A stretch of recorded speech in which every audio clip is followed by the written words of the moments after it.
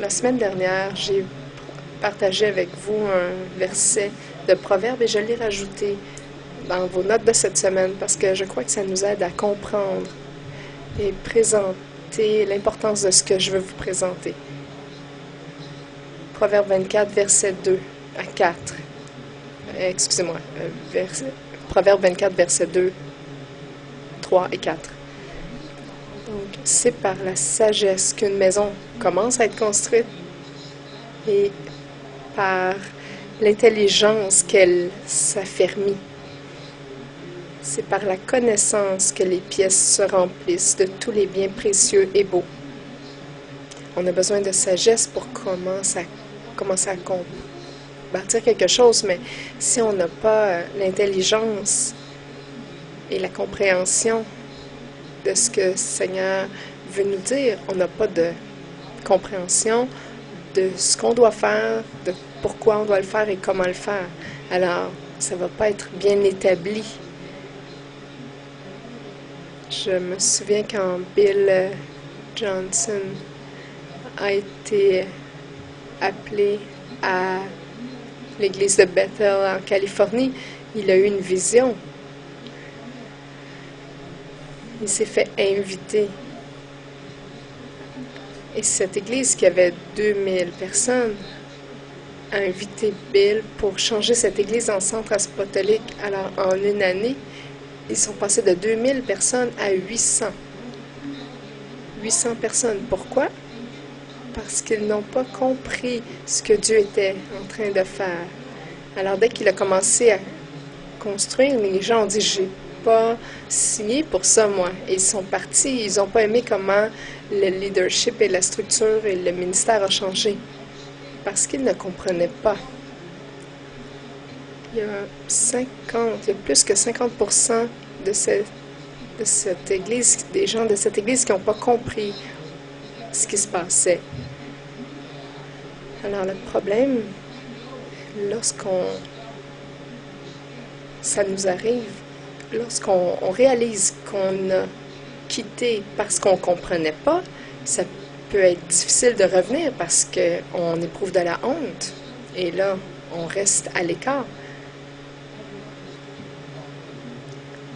Alors maintenant, cette église a 3000 personnes, mais c'est des gens qui sont des nouvelles personnes qui sont venues se joindre aux 800 qui étaient là. Alors, c'est important que lorsqu'on a une vision, on doit rechercher la face de Dieu pour savoir, pour comprendre.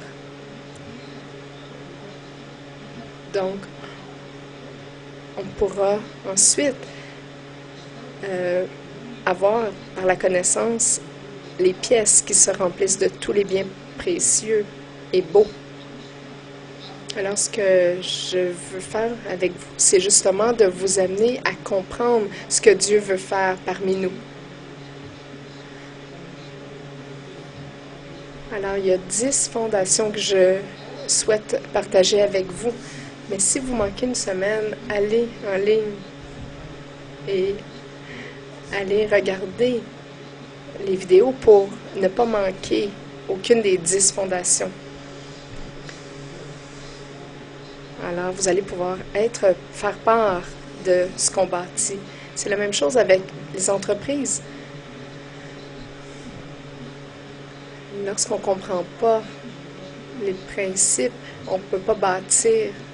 La même chose avec une famille. Tout doit commencer par la sagesse, le timing de Dieu, le plan de Dieu, et ça doit être établi par la compréhension et par la connaissance. Ça va être rempli de biens précieux. Comme le cours qu'on va donner sur le mariage, c'est pour bâtir un mariage fort. Et il peut être renforcé. Et c'est jamais trop tard.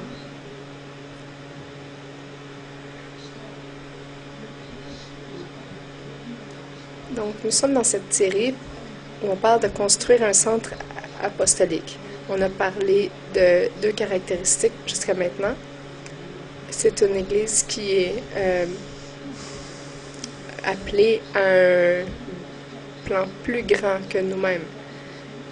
Et le deuxième élément, c'est de garder le focus apostolique qui est sur Jésus. C'est la fondation de notre foi. Et on doit avoir aussi un mandat apostolique.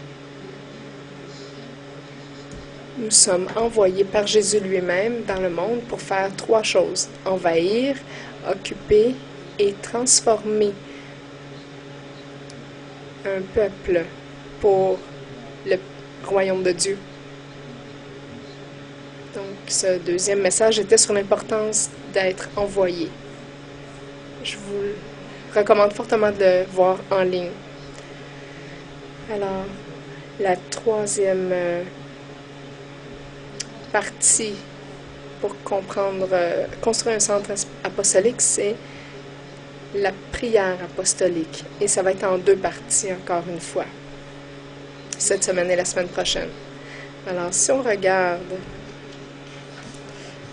dans Actes 6, versets 2 à 4, on voit un problème très réel et très concret de l'Église.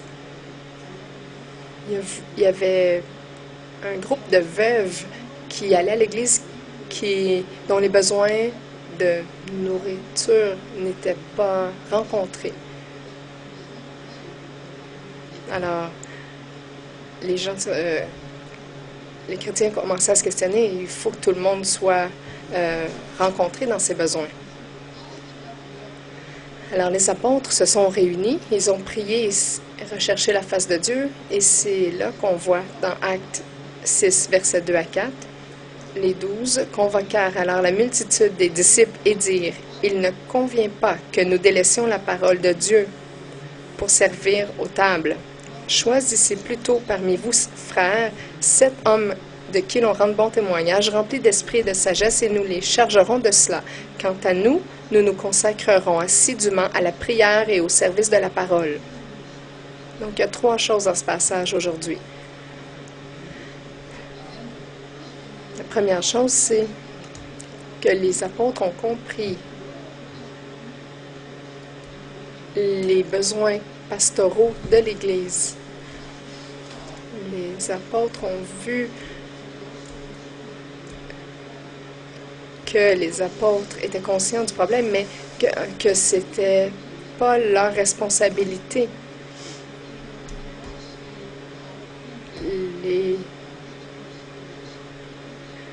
Ils n'ont pas dit « on va faire juste les choses spirituelles ». Ils comprenaient complètement que les veuves avaient des besoins et qu'ils étaient responsables. Ils voulaient être certains que les besoins étaient rencontrés, mais on ne peut pas tout faire. Il faut déléguer.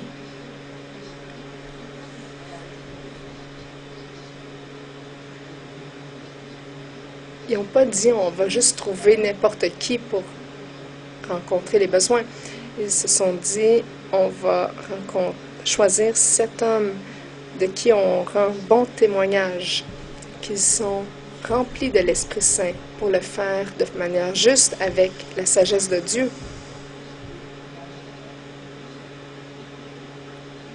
Qu'ils soient remplis de sagesse.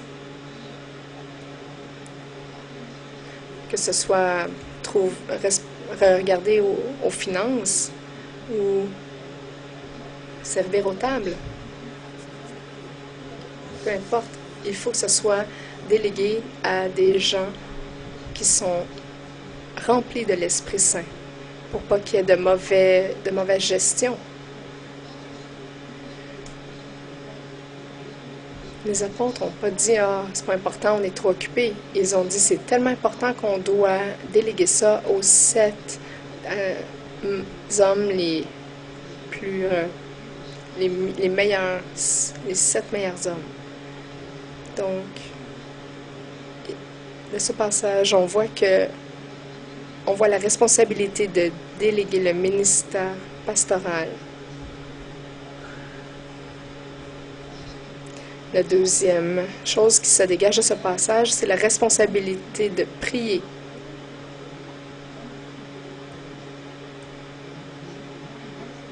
Une de leurs plus grandes priorités était de prier et d'être au service de la parole de Dieu. Jésus a fait ce modèle. Il allait seul à la montagne pour prier. Parfois, il priait même toute la nuit. Donc, il a donné l'exemple de l'importance de la prière. Alors que Jésus l'a montré, les apôtres ont compris l'importance de prendre du temps de prière pour communier avec le Christ ressuscité, pour recevoir de la révélation, des stratégies, être rempli.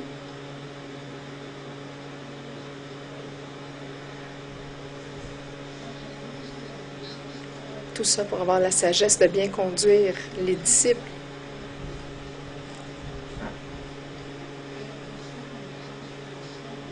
Donc, un centre apostolique qui veut prendre cette place de centre apostolique doit aussi comprendre l'importance de la prière.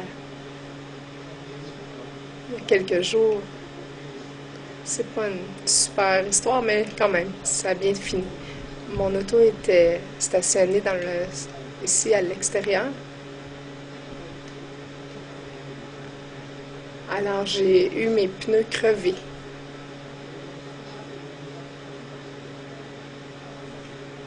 Et je me suis dit, je vais utiliser la carte de CAA pour avoir le service de remorquage. Alors, je me suis dit, je suis persécutée parce que je fais le ministère pour Dieu. Et là, j'ai entendu Dieu qui m'a dit, qu'est-ce que tu fais là? Et là, le Seigneur m'a dit, tu as 1 heure devant toi, alors qu'est-ce que tu vas faire ce soir? Parce qu'il était 5h30 le soir, j'étais prêt à m'en aller. Alors, j'ai prié ici en langue pendant 1 heure et j'ai eu un super temps avec Dieu. Alors, si on est pour devenir un centre apostolique, on doit mettre une emphase nouvelle sur la prière. Les autres choses que les apôtres ont dit, c'est qu'on doit... La troisième chose, c'est la responsabilité de partager la parole de Dieu. L'étudier, la méditer, la mémoriser et l'enseigner, la partager, parce que la parole de Dieu est vivante et active, ça nous transforme.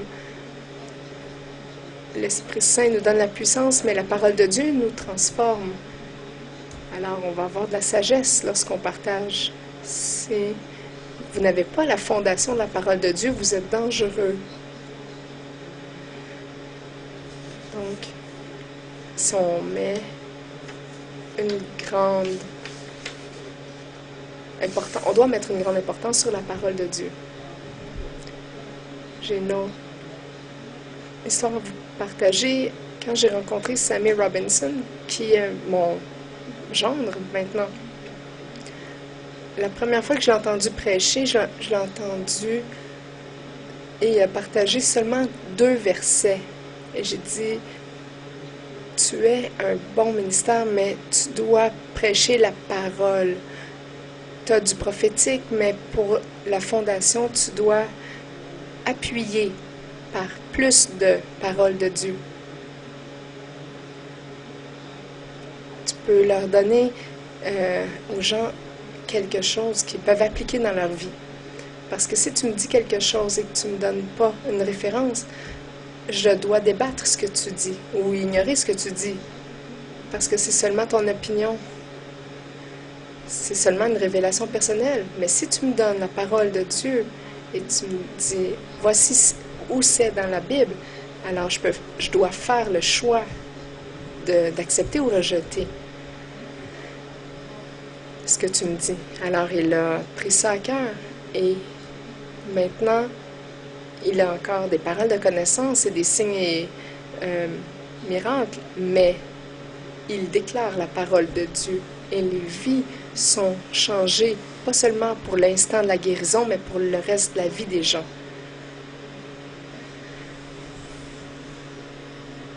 Alors, nous aussi, on doit faire la même chose en tant que centre apostolique. Aujourd'hui, on ne va pas parler du ministère de la parole de Dieu parce que je veux juste faire un focus sur la prière.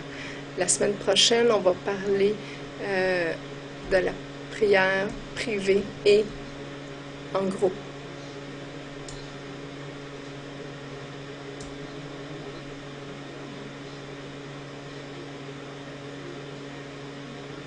On va avoir ensuite une série sur la louange et l'adoration, mais on ne peut pas faire ça avant de bâtir la fondation de la prière. Regardez la prière apostolique privée. Matthieu 6, versets 5 à 8. « Lorsque vous priez, ne soyez pas comme les hypocrites qui se plaisent à prier debout dans les synagogues et au coin des grandes rues pour se montrer aux gens. » Donc, priez pas pour essayer d'impressionner les gens. Amen, je vous le dis, ils tiennent à leur récompense. Mais toi, quand tu pries, entre dans la pièce la plus retirée, ferme la porte et prie ton Père qui est dans le secret. Et ton Père qui voit dans le secret te le rendra.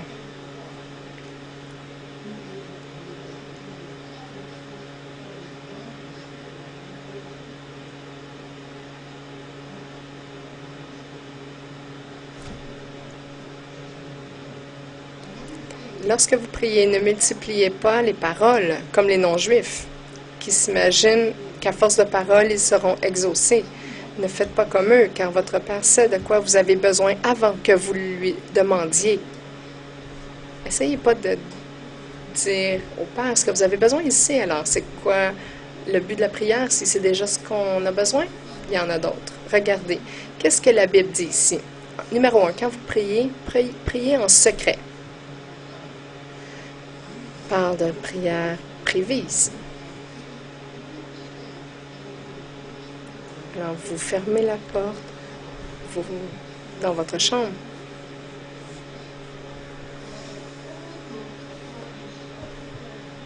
Alors, ça ne dit pas d'aller dans sa chambre, mais de prier super fort pour que tout le monde entende.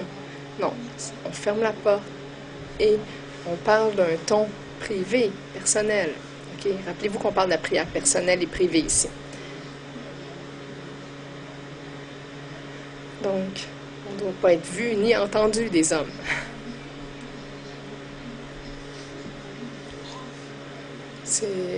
Jésus a vécu ce principe. Il se retirait pour prier sur la montagne, sur l'autre montagne plus loin. Pourquoi a-t-il dit ça? Il y a 3 raisons, je crois. 1, pour enlever les distractions.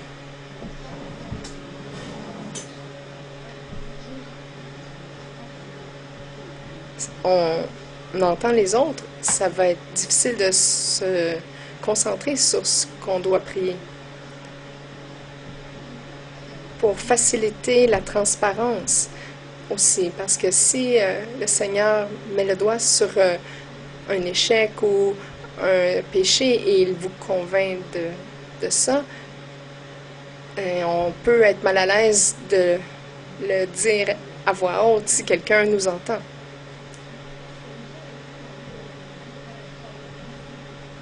Alors, c'est là que si on va dans notre chambre, en privé, on peut aller devant Dieu, sachant que si on se repent, il est juste et fidèle pour nous pardonner. La 3e raison, c'est pour enlever la tentation d'impressionner les autres.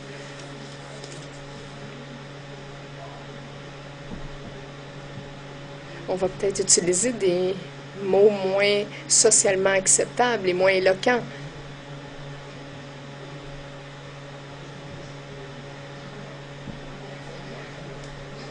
Je pense que c'est important d'être honnête avec Dieu. Et on peut utiliser des gros mots parfois. Dieu peut tolérer ça parce qu'il veut que vous soyez correct avec lui. Alors, si chaque prière il y a du langage obscène, là, il y a peut-être un problème. Si chaque prière que vous dites doit être censurée, c'est pas bon. Mais parfois, on peut se laisser aller. C'est important pour pouvoir être transparent avec Dieu. Si on se cache la vérité, qu'on dit ah, je ne jure jamais ou je n'utilise jamais de langage obscène, là, on se ment à soi-même et à Dieu.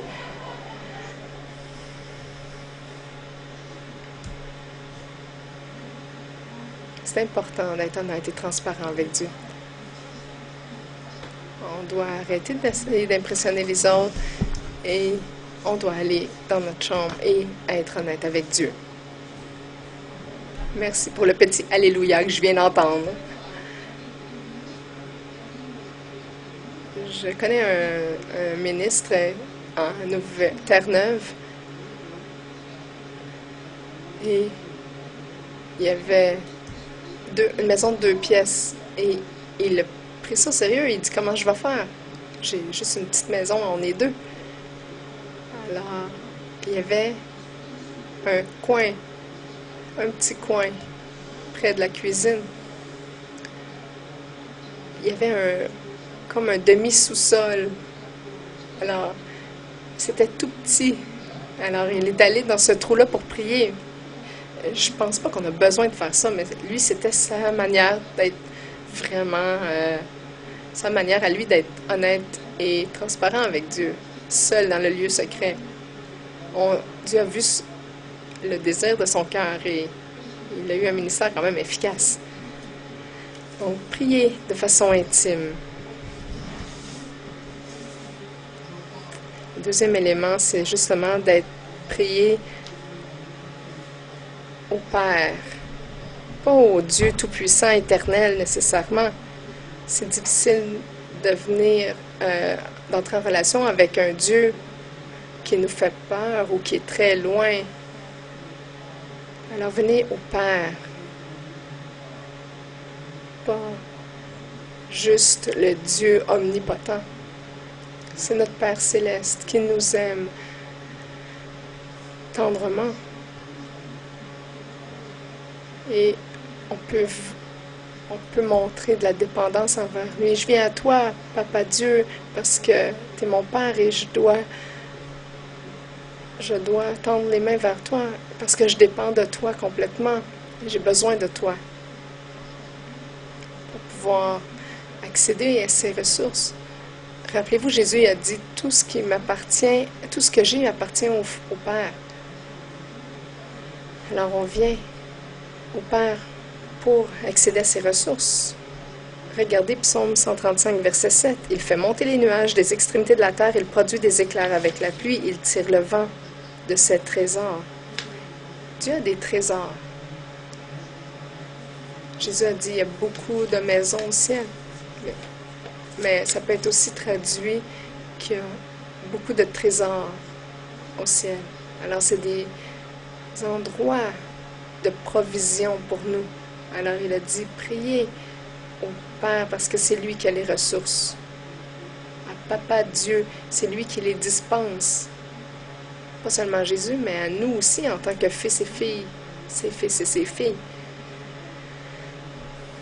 Le troisième élément qu'on peut retirer de ce passage de Matthieu 6, c'est de prier brièvement. Des prières courtes, précises, parce qu'on n'a pas besoin d'impressionner Dieu avec des longues prières. Ça n'impressionne pas du tout les vocabulaires qu'on peut utiliser ou la longueur. Une des prières les plus courtes dans la Bible,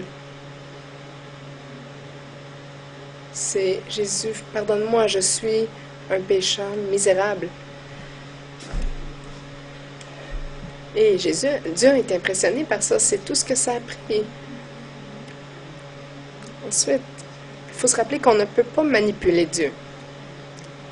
Il ne faut pas se dire « Ah, si je mets assez de pression, Dieu va céder. » Non. Ça, c'est une approche qui est très populaire dans l'Église pentecôtiste. C'est de poursuivre Dieu avec les prières jusqu'à temps qu'il cède. Non. Dieu, c'est notre Père céleste. Il veut rencontrer nos besoins. On n'a pas besoin de faire des longues prières pour toucher son cœur. On n'a pas besoin non plus de le convaincre. Il veut rencontrer nos besoins. Comme un enfant, il n'y a pas besoin de dire « Maman, maman, maman, je t'en supplie, donne-moi à souper. » Nos parents veulent rencontrer nos besoins. Ils veulent rencontrer tous nos besoins. C'est de la même manière, Dieu veut la même chose parce qu'on est ses enfants. Alors, on n'a pas besoin de le convaincre. Il veut rencontrer nos besoins. Et on n'a pas besoin, finalement, de dire des longues prières parce que Dieu sait déjà ce qu'on a besoin. Je suis encore étonnée aujourd'hui que dans 75% des meetings de prière que je vais rencontrer, on entend des besoins qui sont mentionnés. Mais Dieu sait encore plus que toutes les nouvelles qu'on peut voir dans les journaux. On perd du temps à dire à Dieu ce qui se passe parce qu'il sait tout. On n'a pas besoin de venir à lui avec une liste d'épicerie. Alors, je prie pour ça, ça, ça, ça, ça. Alors, je prie pour la congrégation, pour mes ministères associés, pour mes enfants.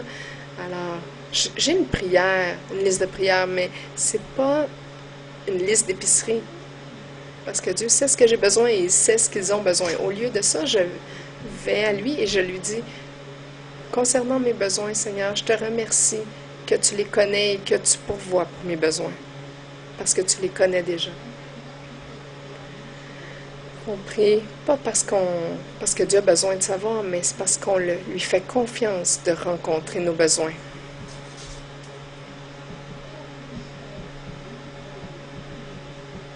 Lorsque vous priez, allez dans le lieu secret et fermez la porte. Regardez Matthieu 6, versets 9 à 13. Voici comment vous devez prier. Notre Père qui est dans les cieux, que chacun reconnaisse que tu es le Dieu saint, que ton règne vienne, que chacun sur la terre fasse ta volonté comme elle est faite dans le ciel. Donne-nous le pain nécessaire. Pardonne-nous nos torts, comme nous pardonnons nous aussi à ceux qui nous ont fait du tort. Et ne nous expose pas à la tentation, mais délivre-nous du mauvais. Amen. Il y avait un temps, même à l'école, où on entendait cette prière le matin. Mais j'aimerais que vous regardiez quelques éléments dans cet extrait. Jésus a dit, OK, si vous voulez prier, allez dans votre chambre, fermez la porte et priez notre Père.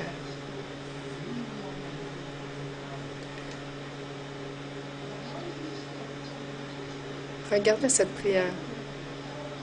Quand vous allez, il n'y a pas du tout le mot « moi » ou « je ». C'est notre Père. Donne-nous notre pain. Pardonne-nous. C'est au pluriel, toujours.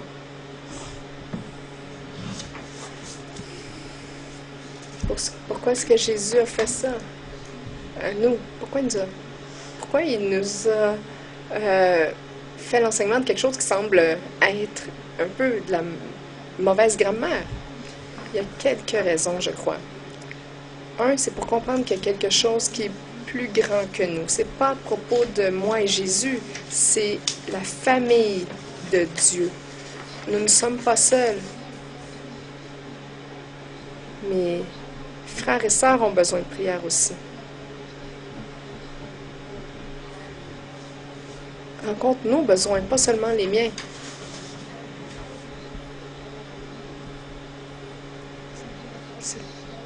Il essaie d'enlever le focus sur nous, qui est égoïste. Quand vous allez dans le lieu secret, pensez à tout le corps de Christ, pas seulement vous. J'ai besoin de prière, mais mes frères et sœurs aussi. Je dois toujours prier avec cette vision que je ne suis pas là-dedans seule, pas seule dans mes besoins, pas seule dans les solutions. Alors, je dois prier pour tout le monde. On appelle ça la prière d'intercession.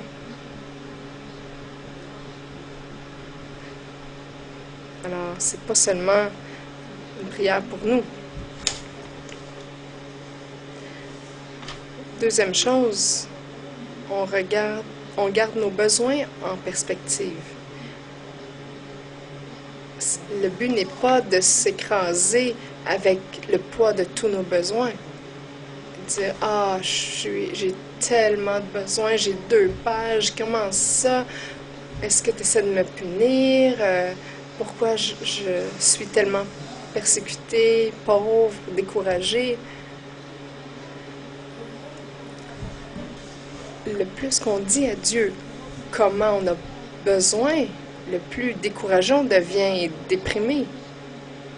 Mais lorsqu'on réalise qu'on est tous dans le même bateau, on dit, oui, j'ai besoin de ces finances, mais moi, mon frère ou ma soeur aussi. Alors, j'ai besoin d'une percée dans ce secteur, mais mes frères et sœurs aussi. Alors, donne-nous.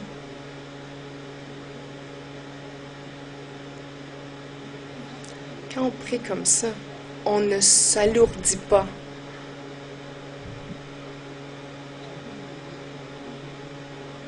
J'ai mis une référence d'un site web dans vos notes.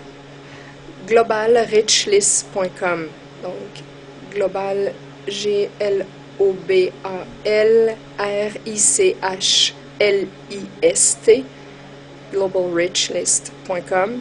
Alors, on peut entrer notre salaire annuel et voir comment on se situe par rapport à la richesse mondiale. Si on gagne 2000 $ par mois, on est dans le top 4% des gens les plus riches au monde. Les Philippiens gagnent 5 $ par semaine. On pourrait même pas tolérer 5 $ de l'heure. Mais là, si vous dites, ah, c'est un pays pauvre, le coût de la vie n'est pas le même. Mais écoutez, c'est pas non plus facile quand on est dans un pays pauvre. Ces gens-là portent les mêmes vêtements tous les jours et ils n'ont qu'une paire de bas. En fait, ils n'ont pas de paire de bas. Ils ont une paire de souliers, sandales, c'est tout.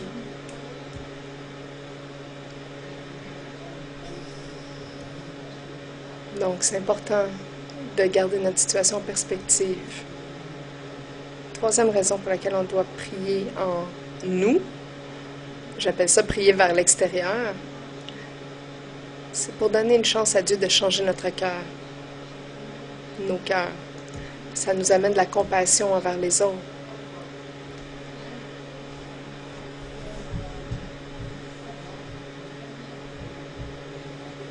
OK, Seigneur, tu m'as dit de prier pour nous. OK, alors je vais prier pour Mike Tracy.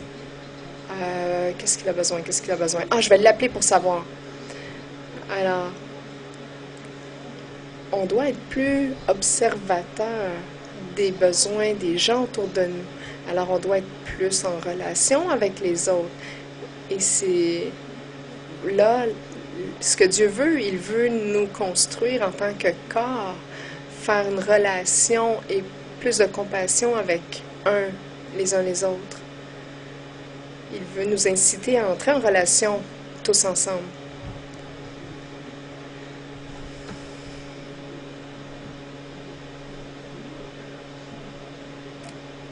Lorsqu'on va en prière, il y a quelque chose qui va changer. Et c'est pas Dieu, c'est nous et ou notre situation, parfois les deux. Cinquième élément, regardez, priez avec révérence. Matthieu 6, verset 9. Voici donc comment vous devez prier. Notre Père qui est dans les cieux, que ton nom soit reconnu pour sacré. Alors, on focus sur Dieu, pas sur nous. Lorsqu'on adore Dieu, on le magnifie, on lui donne toute l'attention. Si on va en prière et la première chose qu'on fait, c'est de parler de nos besoins, c'est nos besoins qu'on magnifie. Et c'est pas la bonne manière. Quand on va en prière, on devrait voir un grand Dieu et des petits besoins à côté de sa grandeur. Alors, lorsqu'on prie, nos prières en nous et qu'on magnifie Dieu et qu'on prie avec révérence notre Dieu, ça nous permet d'élargir notre vue de Dieu, de focusser sur sa grandeur, sa puissance. Pas la grandeur de nos besoins, l'immensité de nos besoins, mais son immensité à lui. Et toutes les choses de ce monde vont devenir étrangement fades à la lumière de sa grandeur.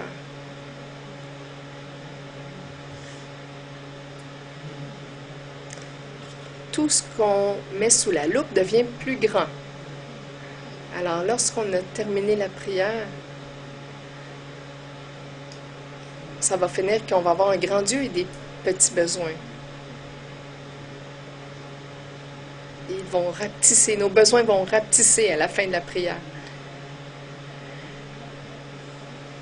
Donc, avec révérence, ça nous permet de connecter avec sa présence. Et si on connecte avec sa présence, on va être guidé par l'Esprit Saint.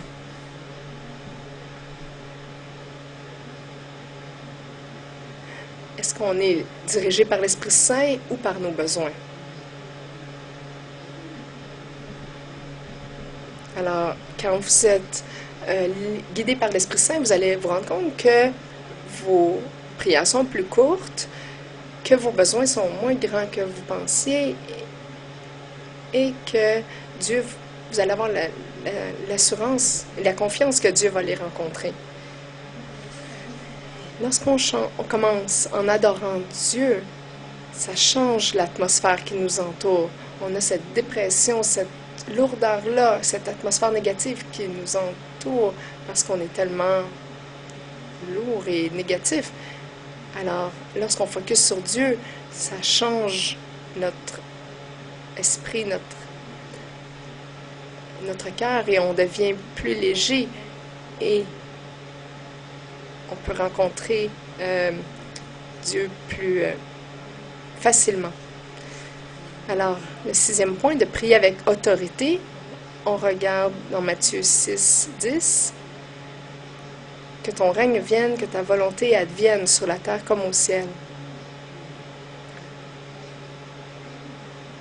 Et Dieu dit de prier avec autorité, de dire que ton royaume vienne dans mon entreprise, qu'il vienne dans mon école, dans mon milieu de travail. J'ai fait une série là-dessus l'automne dernier, l'automne 2013. Alors Dieu veut étendre son royaume à chaque endroit. Alors, de déclarer que sa volonté vienne, c'est de l'intercession, ça aussi.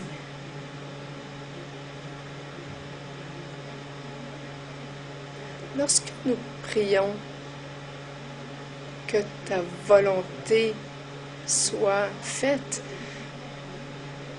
on prie avec autorité la volonté de Dieu. On peut aller dans la parole de Dieu et trouver quelle est la volonté de Dieu pour telle situation. Que ce soit précis.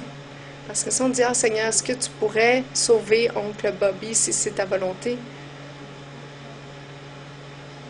Au lieu de ça, aller dans la parole de Dieu.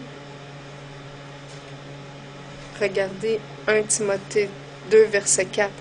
La volonté de Dieu, c'est que tous les hommes soient sauvés et viennent à la connaissance de Dieu. Alors, sur l'autorité de Dieu, dans 1 Timothée 2, verset 4, Seigneur, comme ta volonté est que chaque personne vienne à la connaissance de Dieu, je déclare qu'oncle Bobby soit sauvé, que tu puisses enlever, ouvrir les yeux, ses yeux, et commander à l'aveuglement de quitter, que tu puisses envoyer des chrétiens à lui parce qu'il vit trop loin et qu'il puisse recevoir l'enseignement du royaume de Dieu.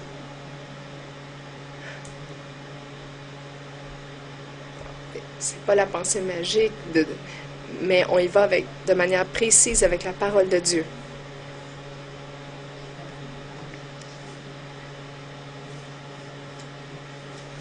Alors, le 7e point, de prier de façon spécifique et précise. Matthieu 6, verset 11, donne-nous aujourd'hui notre pain pour ce jour. Pourquoi est-ce qu'on ne pourrait pas prier pour l'année qui vient? Pourquoi Jésus nous a suggéré de faire ça comme ça? C'est qu'il veut qu'on oriente notre confiance en Dieu pour aujourd'hui.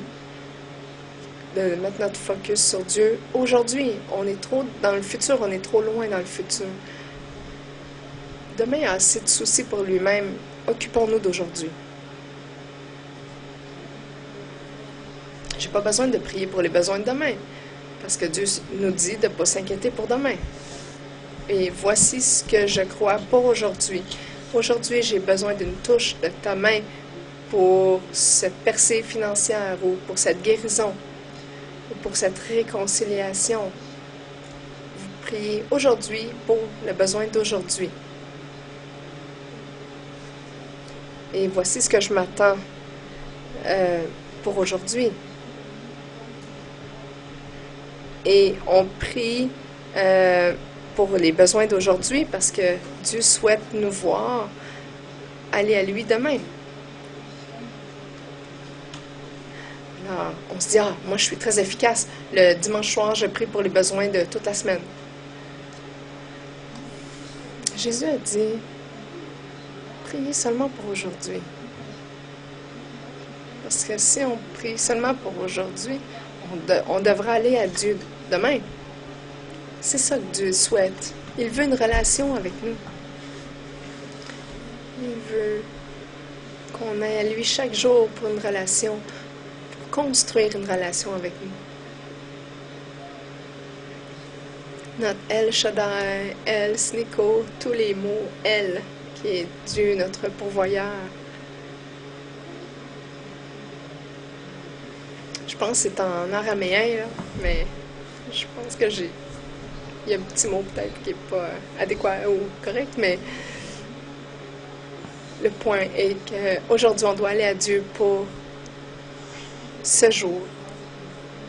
Dieu souhaite nous voir chaque jour. Il veut que nous le connaissions.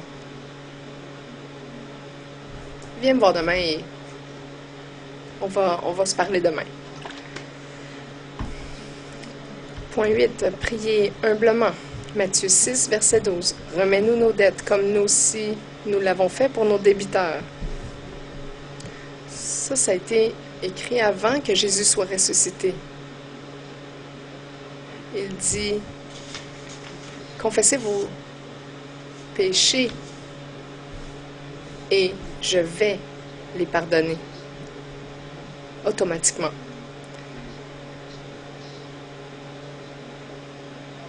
Confessez vos péchés et pardonnez aux autres.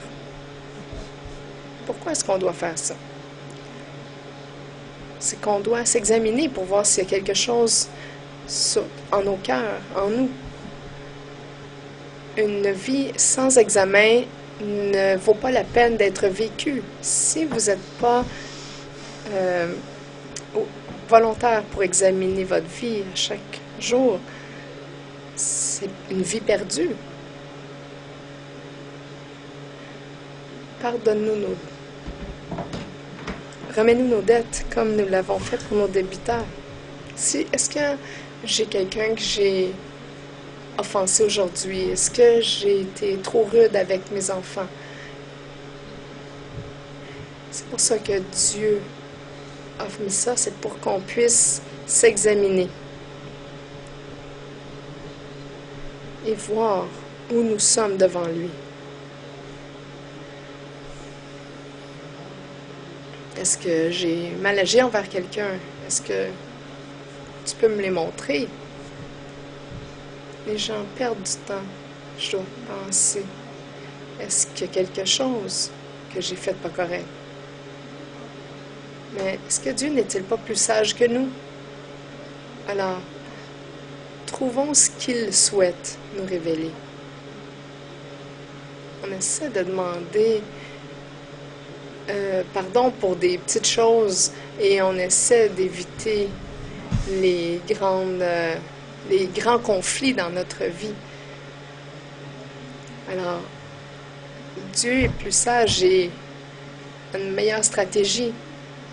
Alors, il va nous révéler lorsque c'est le temps. Alors, il va vous rappeler quelque chose que vous avez fait il y a 25 ans parce qu'aujourd'hui, vous êtes prêt à le régler. Pas pour vous rendre coupable, mais parce qu'il sait que vous êtes prêt à régler le conflit et que le timing est bon des deux côtés. Est-ce qu'il y a quelqu'un, le deuxième point, est-ce qu'il y a quelqu'un qui m'a fait du tort que je dois pardonner? Ah, je me rappelle de cette chose que tu m'as fait il y a 24 ans. Ça, c'est les gens qui retiennent, qui sont rancuniers, qui se rappellent des offenses. Alors, faisons un exemple. Mettons que Pasteur Sandy ici me frappe. Alors, il y a une offense. Si je ne lui pardonne pas, à chaque fois que je ne lui pardonne pas, je vois l'offense qu'elle m'a faite. Alors, ça va commencer à endommager notre relation et travailler ensemble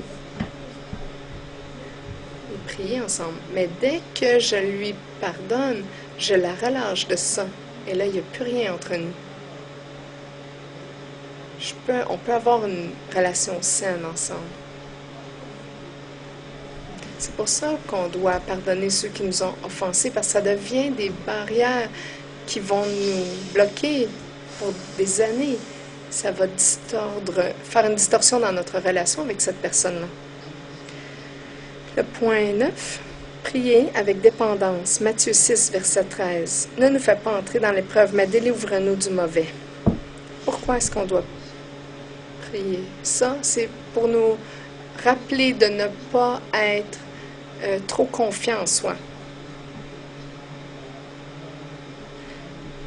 Pierre a, avec confiance, proclamé, je te renierai pas, Seigneur, je t'aime et je suis un disciple depuis 3 ans, alors je ne vais jamais te renier. Il a été présomptueux et il a été complètement démoli avant la fin de cette nuit-là parce qu'il a renié Jésus 3 fois.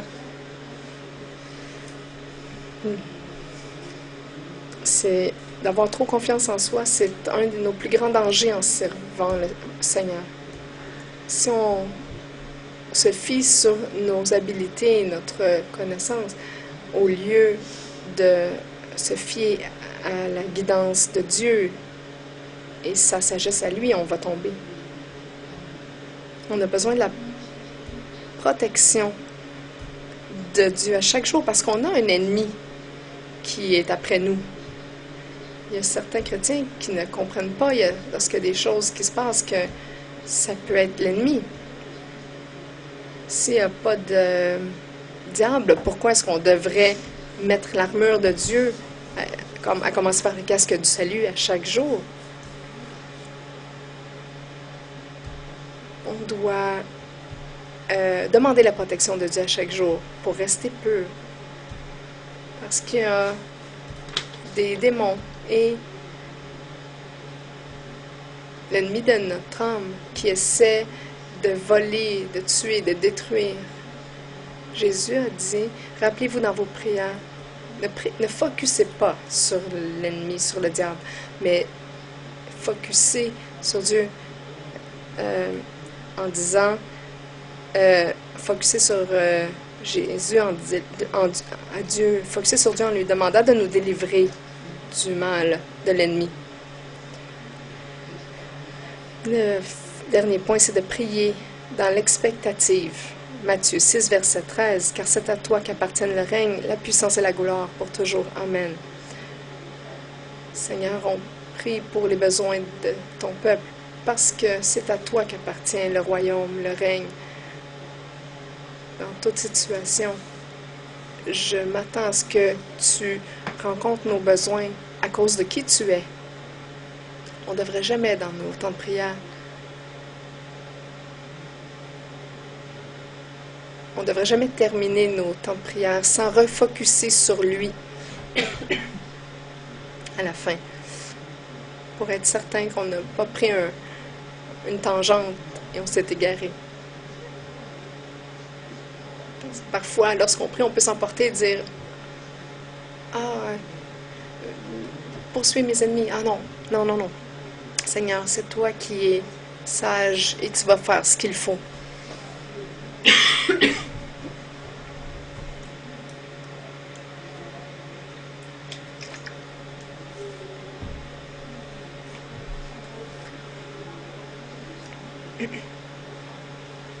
En passant, faites attention aux médias sociaux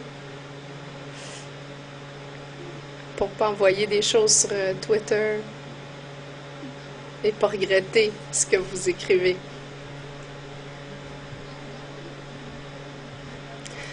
Donc, on déclare aux démons et aux principautés la grandeur de notre Dieu, comment Dieu est puissant. Dieu a la victoire et vous perdez.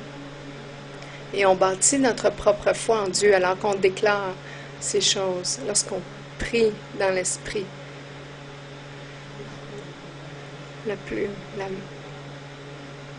La meilleure manière de faire grandir notre foi, c'est de déclarer à voix haute les vérités de qui Dieu est. Lorsque j'ai la Bible maintenant, je la lis à voix haute. Et ça me remplit et ça me donne de l'énergie. Parce que la foi vient de ce qu'on entend. Alors, je m'écoute. Je m'écoute parler. J'écoute la parole de Dieu. Alors, j'aimerais juste vous faire un rappel qu'à 1h cet après-midi, on a notre épluchette de blé d'Inde annuelle. On invite tout le monde. On n'a pas fait de notes ou de l'adresse. Mais je vais faire le résumé et je vous en parle tout à l'heure.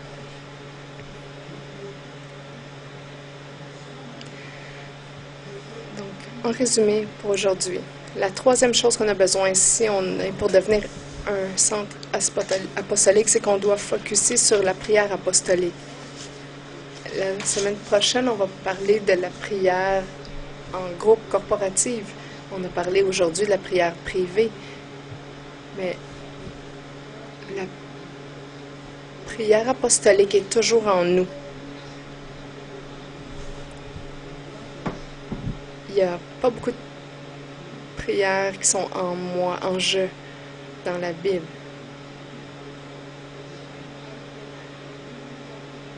Dans le Nouveau Testament, il y a juste 2 prières en je. C'est Jésus qui dit « Père, pourquoi m'as-tu abandonné? »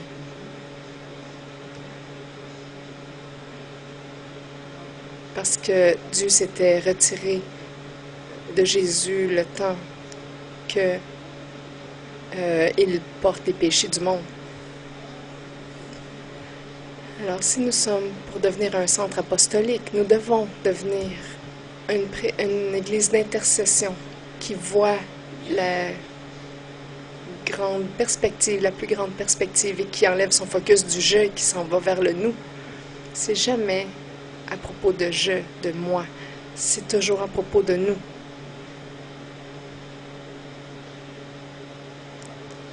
Si on ne fait pas ça, on ne pourra pas comprendre ce que Dieu désire pour nous.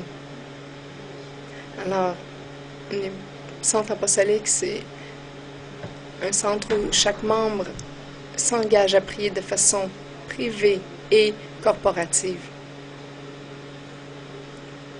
Mon style de prière, je vous le confie, dans le passé, c'était de parler avec Dieu toute la journée, par petits bouts.